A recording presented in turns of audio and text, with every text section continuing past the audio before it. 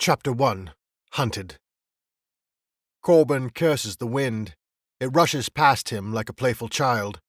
He tries to match his pace with its free wandering, but his feet can't keep up. No matter how fast he runs, the wind gusts easily ahead of him.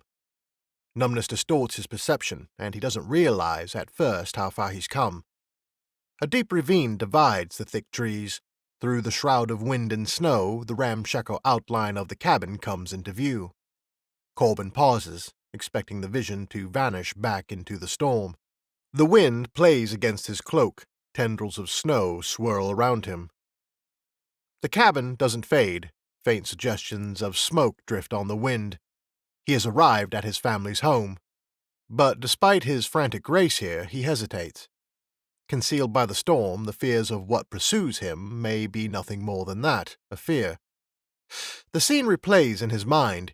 He should have done something then, instead of hiding, watching the soldiers gather. He had reached for his knife, crouched in the shadows of the street, but he knew he had to leave. One rogue versus a dozen soldiers. It wouldn't have ended well. The brief pause causes his body to stiffen, the chill catching up to him, but he forces himself to resume. He circles the ravine, to the cabin nestled on the opposite side. Corbin glances back to the woods. Nothing appears to have followed him besides the eerie dark cold. Shivering, he pushes open the door. A torrent of snow rushes inside. Corbin remains at the threshold, the heat from within offering no comfort. He lifts his heavy gaze, finding the 4 occupants of the cabin staring at him. "They're coming for her." A gust of frigid wind carries the words to his kin. His mother, Falacia, sits on the bed beside his sister, Donata. Donata's new husband, Philip, and his short-haired sister, Gifidge, stand protectively over a makeshift crib. Donata pulls her sleeping baby against her chest. The color of sparkling snow, her hair cascades around the child like a blanket. "But she has done nothing." "They don't care what she's done. They care what she is," Corbin answers heavily, his breath rasping. "We have to get the twins out of here." He tosses a coat to Philip, trying to awaken him into action.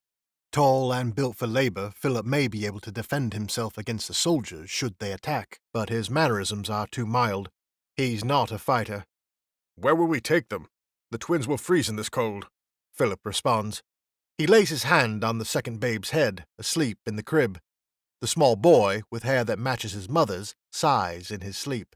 "We have to take the chance." Corbin lowers his gaze to the infant girl in Donata's arms. "They are claiming that it is a curse." Donata looks down to the girl, closed eyes and breathing deeply, oblivious to the troubling conversation. "We need to split up," Corbin urges. "Gifidge and I will take her and head towards Dugshi Forest. Donata and Philip can take the boy." "Donata is not well enough to travel," Falacia interjects. Corbin starts to argue, but the stern look on his mother's face cuts him off. He examines his sister. She would have difficulty standing, much less trying to escape through the woods.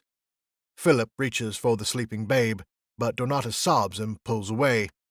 "Wait!" Tears fill her eyes as she holds the infant close. With soft breaths in her ear, Donata presses the babe's warm skin against hers. She caresses her petite, supple face. "Sleep now, brave one. Let no trouble find you." Philip gently takes the wrapped infant and leans down, laying his head against Donata's neck. "Go, Philip. I can't bear for them to find her." "I don't want to leave you." Philip looks into her teary silver eyes. "I will stay with her," Falacia states, handing packs and blankets to them. "Flee now. I fear what they will do to the child if they catch you." "And the boy? He is innocent in this," Gifidge states, taking up a light burden of packed supplies. "Hide him." Philip places his hand heavy on her shoulder. Wrapping a cloak around himself and the infant girl, he turns to meet her gaze. "Go with Corbin, sister." She nods with reluctance, pulls her hood up and follows Corbin out the door. The blasting snow and wind consumes their escape. 2 enormous masses collide, transferring their energy into a vibration of air, earth, and stone. Teeth and claw, deadly to mortal flesh, scratch against scales like swords on a grinding wheel. The larger, by far the stronger, gains hold of the smaller's torso, though a slash of claws across his neck tries to prevent him. With a thrust of his powerful legs, the beast hurls his victim into the stone wall. The wall absorbs the impact, and loose stones rain down on the beasts. The smaller rises from the rubble, shaking pebbles from her wings. A crowd gathers around them, where she is pinned against the castle's dark stone wall. A crisp, deep voice rises above the shouts of the soldiers. "Get this over with!" Crescent-shaped pupils dilate as the command reverberates against the stone wall.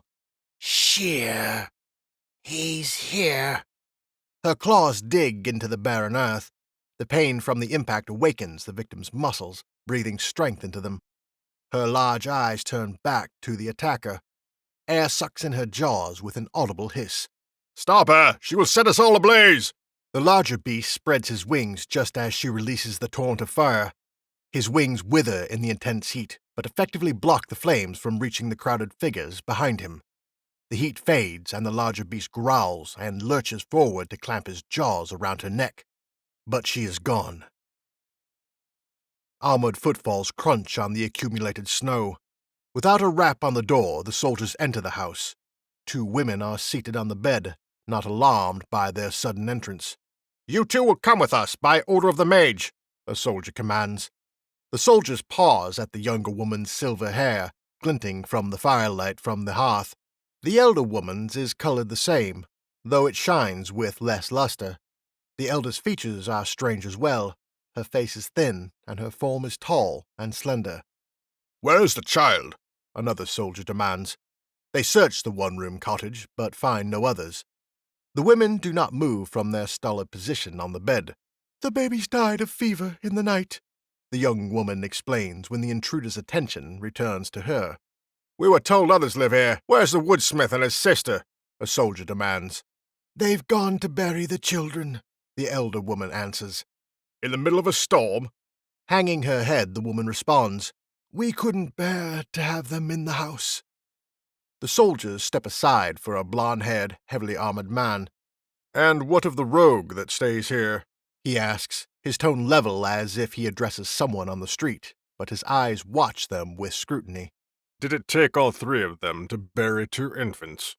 "He has been gone for a half-moon." "I think they are trying to hide the babe," the leader says to the others. He moves to the door. "Begin a search. The mage deemed it imperative that we find the child." "Yes, Captain. What about the mother?" Donata's expression is tired and resentful, but she does not protest when she hears the captain's answer. "Take them both. They may assist in capturing the runaways." Wings, powerful and agile, gliding through colorless clouds in the night sky. An exhilarating lift is created by the sheer speed and motion. The angles of her body direct the wind, propelling her forward to the expanse of sky. But she is not alone. She senses she is followed, though the pursuers are not visible behind her. Normally she could easily outfly them, but she's weakened from her recent fight, and Sheer has chosen fresh dragons. He probably rides Seychelles, the second fastest dragon in his fleet, besides her. They are following her scent on the wind, and they will hunt her to the great waters, if she makes it that far. Tendrils of hair steal in front of her face. Dirt and straw cling to her intermittent braids, but she does not brush them away. It blocks her view of the faces. A forest of faces, all unfamiliar to her, all unfriendly. She thinks of Philip and wraps her arms tighter around her chest. "It was a mistake to allow them to live here," a man's smooth, slow voice says from behind her. "The elf and her elf children do not belong in Ophilnakad. The unnatural joining of 2 races has brought a curse upon our city." Donata forces herself to remain still, the desire to leave the platform causing her to shake. Her mother is near, but she doesn't turn to see her face. She knows her mother's grief matches her own, and she can't stand to witness it. "We do not desire to continue the imprisonment of this woman," the man goes on. "Someone must know the whereabouts of the child." Donata fearfully listens to the murmurings of the crowd, but no voice rings forth. Her arms go lax. "She is still safe." "Please, if any of you can save these women from captivity, come forward."